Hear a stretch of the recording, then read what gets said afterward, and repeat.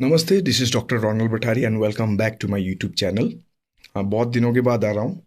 I was not physically well, तो I was on break, but today I am back. और आज मैं एक ऐसा टॉपिक के बारे में मैं बात करने वाला हूँ जो कि मैं मानता हूँ हम सभी को जानना चाहिए।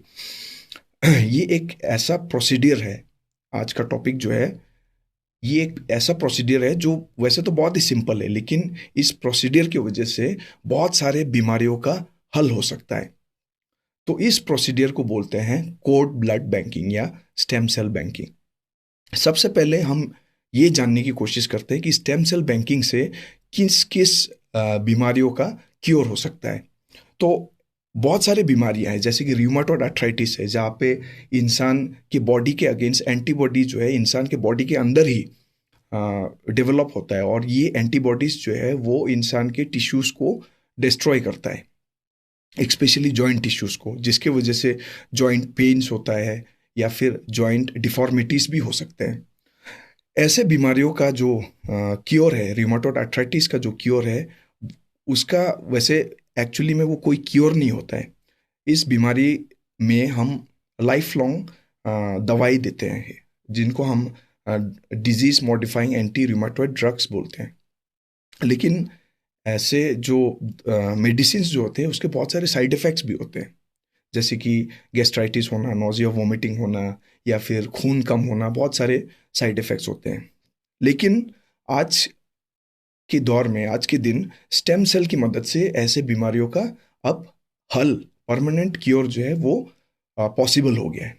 और इसके अलावा भी बहुत सारी बीमारियां हैं, जैसे कि ल्यूकेमियास, स्पेशली एएलएल या एएमएल, जिनको हम लेमन टर्म में ब्लड कैंसर भी बोलते हैं। तो ऐसे बीमारियों का भी स्टेम सेल के द्वारा क्योर हो सकता है। और ऐसे बहुत सारी बीमारियां हैं, जैसे कि सिकल सेल एनीमिया, थैलेसीमिया, जब जहाँ पे बच्चों का जो है वो खून कम हो जाता है और बार बार ब्लड ट्रांसफ्यूजन की ज़रूरत पड़ती है, तो ऐसे बीमारियों का हल भी स्टेम सेल के द्वारा हो सकता है। ऐसे एफडीए अप्रूव्ड, मतलब food and drug association approved 79 total diseases हैं जो कि स्टेम सेल के द्वारा क्योर हो सकता है।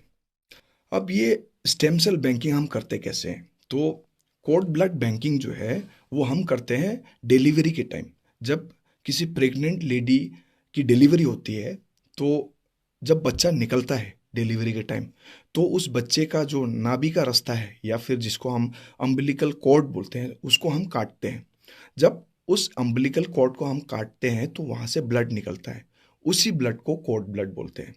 इस कोड ब्लड में बहुत सारे यंग सेल्स रहते हैं, और यही यंग सेल्स जो है वो ऐसे 79 डिजीजेस के ट्रीटमेंट के लिए काम में आता है। अब जो कोड ब्लड जो है वो हम कलेक्ट करते हैं एक बैग में, जहाँ पे हम 150 से लेके 200 ml तक कोड ब्लड कलेक्ट करते हैं। फिर उसके बाद उस कोड ब्लड को हम एक कंटेनर में डाल देते हैं, जहाँ पे आइस पैक्स रखे हुए होते हैं। इसको हम कोल्ड चेन बोलते हैं। इसी बॉक्स को हम फिर कंपनी के बैंक में भेज देते हैं, जहाँ पे वो ब्लड जो है वो स्टोर होता है और फ्यूचर यूज के लिए रखा जाता है। अब सवाल ये है कि ये कोड ब्लड या फिर स्टेम सेल थेरेपी जो है वो किसके लिए काम में आता है?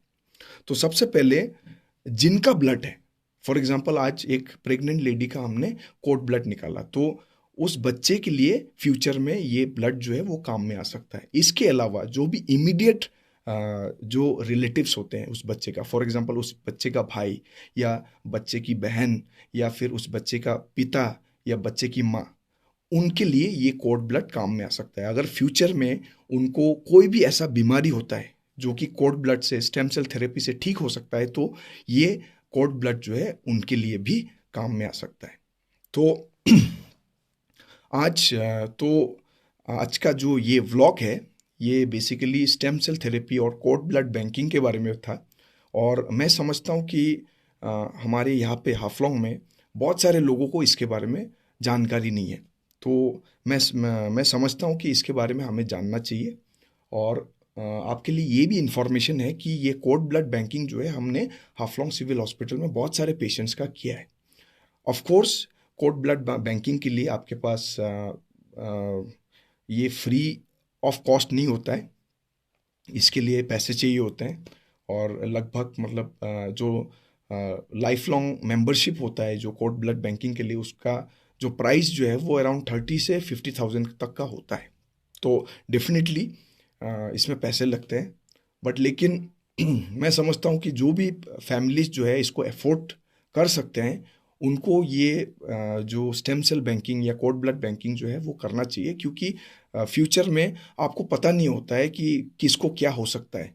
तो कभी भी अगर फॉर एग्जांपल किसी फैमिली मेंबर को ल्यूकेमिया हो जाता है फ्यूचर में, या फिर किसी फैमिली मेंबर को सिकल सेल एनीमिया हो जाता है, रूमेटॉइड अर्थराइटिस हो जाता है, या कोई भी ऐसे 79 डिजीजेस जो कि इस स्टेम सेल थेरेपी के अंदर क्यूरेबल डिजीज के अंदर इंक्लूडेड है, तो उनके लिए ये स्टेम सेल या कोड ब्लड जो है वो काम में आ सकता है।